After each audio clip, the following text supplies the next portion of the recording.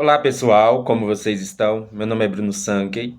Como eu disse a vocês uma vez, a cada 2 semanas, eu estarei trazendo aqui no YouTube um vídeo sobre teologia, entendido como estudos relacionados à religião, de modo geral.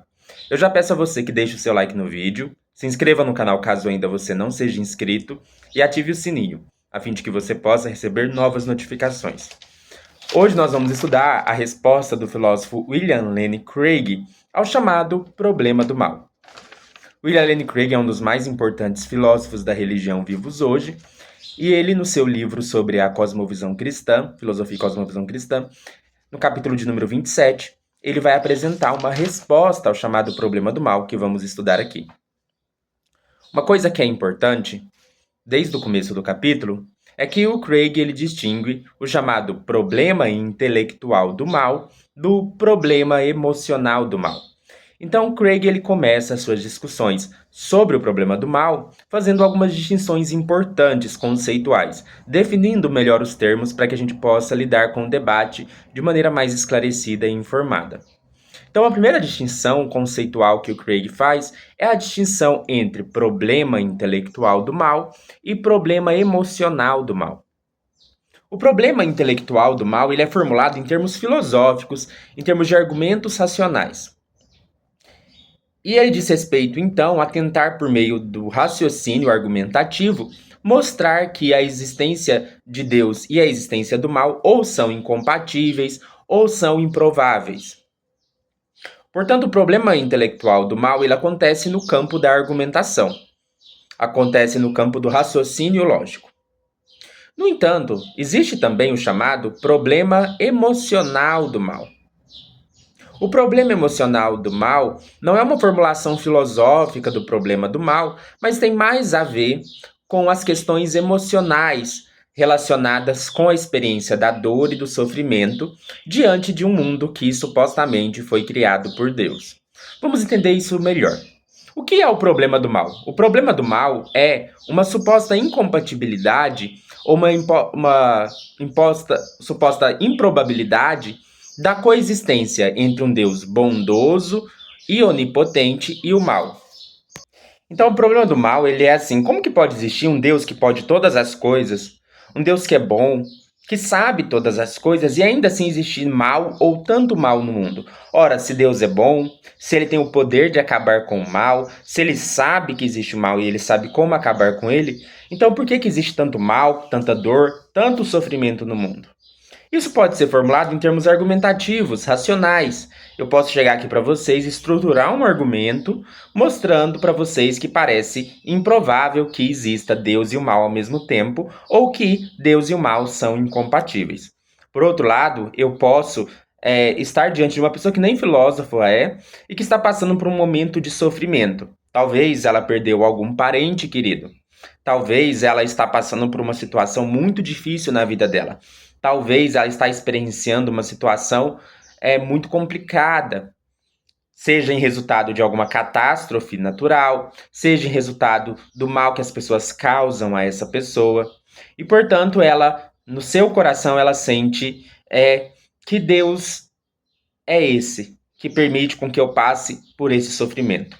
Além disso, uma pessoa pode não estar necessariamente passando por uma situação de sofrimento, mas ela consegue pensar em casos concretos de sofrimentos que existem no nosso mundo. As guerras, os genocídios, os abusos. Tudo isso faz com que a pessoa olhe para o mundo e pense: não dá para tolerar isso, não dá para conciliar isso no meu coração, nas minhas emoções, com a ideia de que existe um Deus que pode tudo, que supostamente é bom e que permite com que essas coisas aconteçam. Nesse campo das emoções, nós falamos então de um problema emocional do mal. Além de distinguir entre o problema intelectual do mal e o problema emocional do mal, o Craig ele distingue dois tipos de problemas intelectuais do mal. Então, no campo intelectual, a gente pode fazer uma distinção ainda entre dois tipos de problemas intelectuais do mal. O primeiro, o Craig vai chamar de problema intelectual interno do mal. E o segundo, Craig vai denominar de problema intelectual externo do mal. Vamos entender melhor o que isso significa. O problema intelectual interno do mal Ele apresenta o argumento a partir de premissas que o teísta cristão concorda e busca mostrar que essas premissas são incoerentes entre si. Então, o que o argumentador do problema intelectual do mal vai fazer? Ele vai mostrar assim, cristão, você acredita nisso e você acredita nisso. Só que você acreditar nessas três coisas é incoerente, não dá para conciliar as três. Então vamos lá, dar um exemplo. O que o cristão acredita? O cristão acredita que Deus é onipotente, que Deus tem o poder de acabar com o mal. O cristão acredita que Deus é bondoso, ou seja, Deus quer acabar com o mal, Deus é contra o mal. O cristão acredita que Deus é onisciente, ou seja, Deus tem todo o conhecimento e ele sabe como acabar com o mal. E o cristão também acredita que o mal existe. Só que essas quatro coisas, elas parecem incoerentes. Porque se Deus é bom, onipotente e onisciente, ele já teria acabado com o mal. Mas o mal ainda existe. Então percebe que o próprio cristão está adotando coisas que parecem internamente incoerentes entre si, inconsistentes entre si. Então o que é o problema intelectual do mal? Ele busca mostrar uma inconsistência interna na própria visão do cristão, né, mostrando que aquilo que o cristão acredita é incoerente com aquilo que ele mesmo acredita. Então o cristão ele está inconsistente consigo mesmo. O segundo tipo de problema intelectual do mal é o chamado problema intelectual externo do mal. O problema intelectual externo do mal ele é apresentado em termos de premissas com as quais o cristão não está comprometido. Esse é um exemplo do argumento do mal a partir da ideia do mal desnecessário ou dos males gratuitos. O que são males desnecessários? São males que a gente olha para eles e fala, isso não tem propósito nenhum. Parece sem propósito, sem sentido. Um exemplo clássico, né, é o da gazela no meio da floresta. Né, existe uma gazela no meio da floresta e de repente cai um raio sobre essa gazela. E aí ela sofre dolorosamente por causa desse raio até morrer de maneira excruciante. Talvez ela passe dias sofrendo. E essa gazela não é vista por ninguém. Essa gazela está isolada no meio da floresta e o seu sofrimento então parece que não serve para nada no universo. É um sofrimento completamente sem propósito e desnecessário. Esse tipo de sofrimento desnecessário e sem propósito parece contradizer a existência de um Deus bondoso. Por que Deus permitiria um sofrimento que não serve para nada? Então, observe que nesse caso não é um problema interno. Por quê? Porque tem uma premissa aqui que os cristãos não concordam. Eu tenho uma premissa que diz assim: Deus é onipotente, ele tem poder para acabar com o mal. Isso o cristão concorda. Deus é bondoso, ou seja, ele quer acabar com o mal. Isso o cristão concorda. Deus é onisciente, ele sabe como acabar com o mal. E ele sabe que o mal existe. Isso o cristão concorda. Mas tem uma quarta premissa. Existem males desnecessários no mundo. Isso o cristão não concorda. Então, uma das premissas do argumento é uma premissa que o cristão não concorda, mas é uma premissa que parece muito verdadeira. Porque quando a gente olha para o mundo, a gente vê que existem males que parecem desnecessários. Então, por mais que o cristão não concorde com essa premissa, ainda assim, essa premissa parece muito verdadeira e por isso se apela a ela. No entanto, como essa é uma premissa que o cristão não concorda, ou seja, de que existem males desnecessários, a gente chama isso de problema intelectual externo do mal. Por quê? Porque existe uma premissa no argumento que é externa à visão cristã. Além disso, o Craig ele vai distinguir o problema interno do mal, ou seja, que busca mostrar uma inconsistência dentro da própria visão cristã, em dois grupos.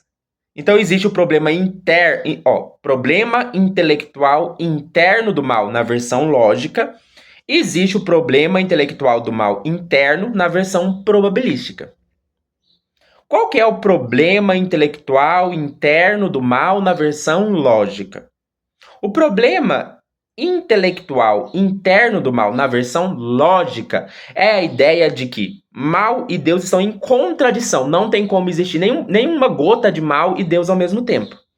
É contraditório, é igual um círculo quadrado. Não tem círculo quadrado. Círculo e quadrado são duas coisas incompatíveis na mesma figura geométrica. Da mesma maneira, Deus e o mal seriam coisas incompatíveis. Não é consistente, logicamente, que Deus e mal coexistam. Isso é o que a gente chama de versão lógica do mal. Também existe a chamada versão probabilística do mal. De acordo com essa versão, não é que Deus e o mal são incompatíveis ou contraditórios. É que é improvável. Pode até ser É até logicamente possível que Deus e o mal coexistam, só que é altamente improvável. Ainda mais considerando a quantidade de mal que existe no nosso mundo. Tudo bem, talvez não haja uma contradição entre existir o mal e existir Deus, mas é altamente improvável que Deus exista considerando tanto mal que existe no mundo. Então aqui nós temos uma, digamos assim, taxonomia do problema do mal. Vamos recapitular para vocês verem a taxonomia que o Craig faz do problema do mal. Existem dois tipos principais de problema do mal: problema intelectual do mal, que é do campo da argumentação, e problema emocional do mal, que é do campo das emoções, dos sentimentos. Já o problema intelectual do mal, ele se subdivide em dois outros grupos. Existe o problema intelectual do mal interno, que é mostrar que existe uma inconsistência interna na visão cristã em relação ao problema do mal. Existe o problema do mal externo, onde há uma premissa no argumento que o cristão não necessariamente concorda com ela. Já o problema interno, ele se subdivide em dois problemas. Existe a versão lógica do problema interno do mal, segundo a qual Deus e o mal são logicamente incompatíveis.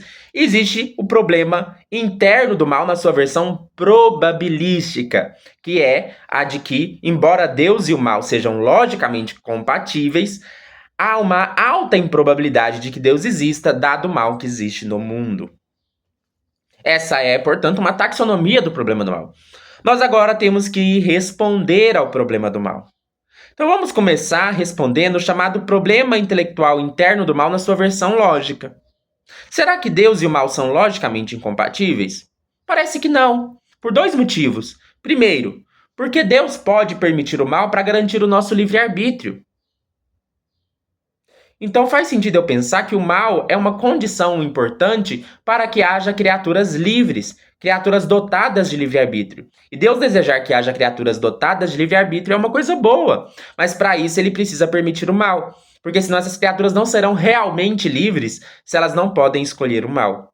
Uma outra questão também é que mesmo um pai, ele permite que o filho sofra para que esse filho cresça, amadureça. Todo pai tem essa experiência, a experiência de que, às vezes, o filho precisa ser colocado de castigo para que ele possa aprender, para que ele possa amadurecer. Então, o sofrimento é uma coisa pedagógica, é uma coisa importante na vida. E, portanto, um Deus bondoso permitiria o mal, tanto para garantir o livre-arbítrio, quanto para permitir o crescimento e o amadurecimento através do sofrimento. Então parece que do ponto de vista lógico, não necessariamente Deus e a existência de qualquer mal e sofrimento é incompatível. É importante vocês terem em mente que isso é o problema lógico. Basta mostrar que há um cenário em que é possível que exista Deus e pelo menos um pouquinho de sofrimento. No entanto, alguém pode dizer assim, tudo bem, não é incompatível, mas existe muito mal no mundo, então é improvável. No entanto, o Craig vai responder ao chamado problema interno do mal, na sua versão probabilística, nos lembrando de alguns pontos. Primeiro ponto. A existência de Deus pode até ser improvável quando a gente considera só o problema do mal. No entanto, para pensar se é provável ou não que Deus exista, a gente precisa fazer uma análise completa dos argumentos. Então, por exemplo, eu olho para o mundo foi criado. Ou não foi criado? É mais provável que o mundo foi criado. O mundo teve um começo. Tudo que começa a existir tem uma causa. Então é muito mais provável que exista Deus do que não exista. Se eu olho para as leis da física, olha, as leis da física estão muito ajustadas para permitir a existência da vida. Isso é uma coisa que torna mais provável que Deus exista. Outra coisa, eu olho para a moralidade. Existe moral objetiva e universal. É muito mais coerente, então, pensar que Deus existe para garantir que haja uma moral objetiva e universal. Então, quando eu olho para outras coisas além do mal, eu olho para a existência da moral objetiva, eu olho para o ajuste fino das leis da física que permitem a existência da vida, eu olho para a própria existência do universo que teve um começo e tudo que começa a existir tem uma causa.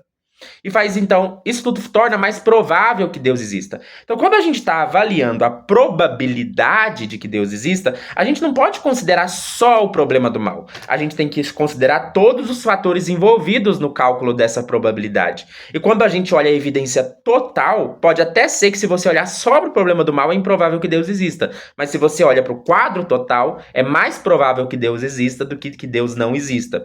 Então, o primeiro ponto a considerar é que, em relação à evidência total, a existência de Deus é mais provável do que a sua não existência. Um segundo elemento também para a gente pensar sobre a questão probabilística do problema do mal, que o Craig coloca, é que não estamos em condições de avaliar com confiança a probabilidade de que Deus não possa ter razões moralmente suficientes para permitir a ocorrência dos males. O que isso quer dizer? Nós devemos reconhecer que nós somos criaturas finitas. Já Deus tem um conhecimento infinito. Deus sabe todas as coisas. Deus conhece todos os cursos de ação possíveis. Deus conhece todas as consequências dos cursos de ação possível. Deus sabe o que aconteceria se ele não permitisse um certo mal. Deus sabe o que aconteceria se uma pessoa não tomasse uma certa decisão. Deus tem um conhecimento infinito. Já nós temos um conhecimento muito limitado. Então, se a gente for parar para pensar, será que a gente está mesmo em condição epistêmica, em condição de conhecimento, para avaliar a probabilidade de Deus ter ou não razões para permitir o mal? Então, quando a gente está calculando a probabilidade de que Deus permita o mal, ou de que Deus tenha razões para permitir o mal, nós devemos sempre lembrar que Deus tem um conhecimento ilimitado e que ele pode ter razões profundas que desconhecemos para permitir o mal. Enquanto nós temos um conhecimento muito limitado e, portanto, podemos não estar em condições de avaliar corretamente a probabilidade envolvida em Deus permitir o mal. Um terceiro elemento, que o Craig coloca é que o teísmo cristão implica doutrinas que aumentam a probabilidade da coexistência entre Deus e o mal. Então, quando a gente vai para a cosmovisão cristã, ou seja, para a visão de mundo cristã, a própria visão de mundo cristã tem algumas crenças, algumas doutrinas que vão tornando provável uma explicação para que Deus permita o mal. Por exemplo, de acordo com o cristianismo, o propósito principal da vida não é a felicidade, mas o conhecimento de Deus. É muito importante e valioso conhecer a Deus. E, portanto, Deus pode permitir o sofrimento para que a gente possa se aproximar dele, para que a gente possa aprender sobre ele, para que a gente possa confiar nele. Então, se a gente pensar que o propósito principal de nossa vida não é a gente estar feliz o tempo todo, mas sim a gente poder crescer no conhecimento de Deus, a gente vai entendendo então por que Deus permite o sofrimento e o mal.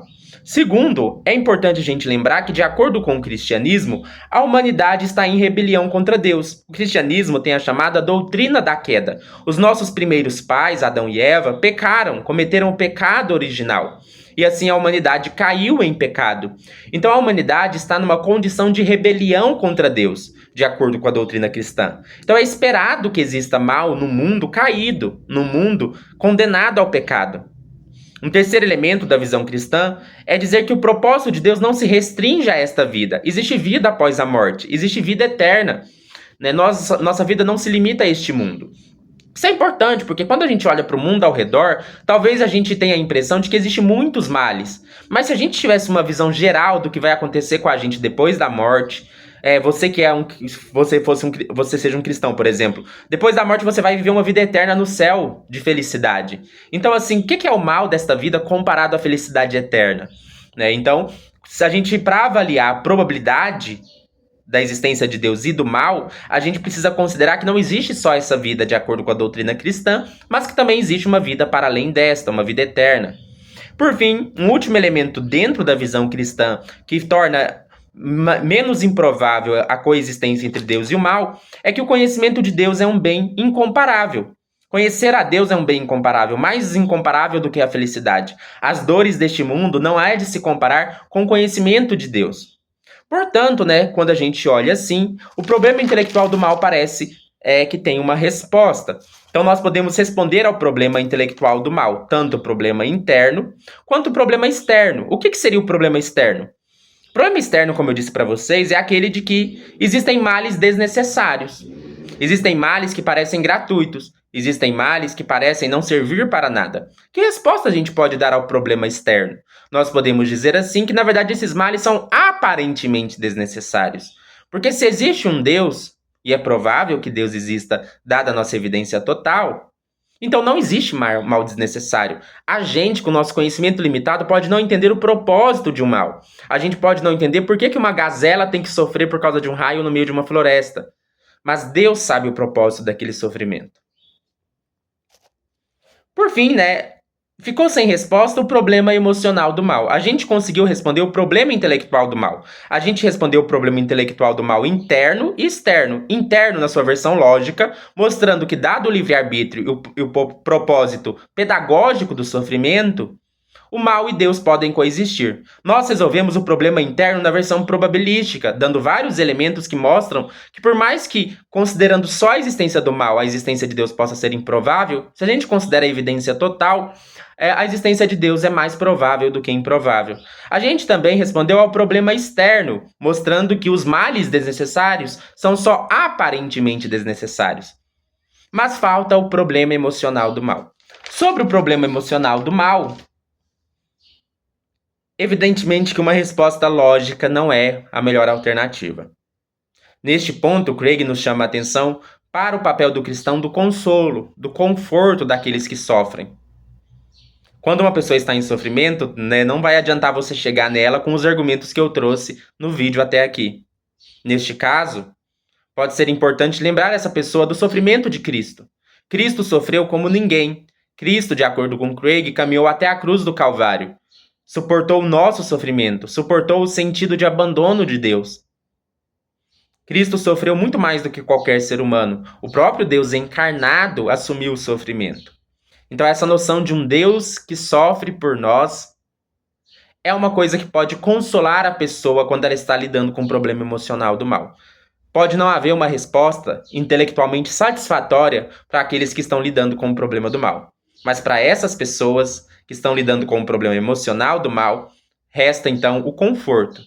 Então, para Craig, existe 2 grupos principais de problema do mal: o problema intelectual e o problema emocional. O problema intelectual tem a ver com argumentos, com lógica, com raciocínios. O problema intelectual a gente resolve no campo da argumentação. Mas existe o problema emocional do mal. O problema de estar vivendo o sofrimento ou de estar presenciando o sofrimento e a dificuldade que é conciliar dentro das emoções e do próprio coração a presença do mal. Nesse caso, uma resposta argumentativa não é o caminho. Neste caso, a pessoa precisa ser consolada, confortada, com a certeza da esperança de Deus.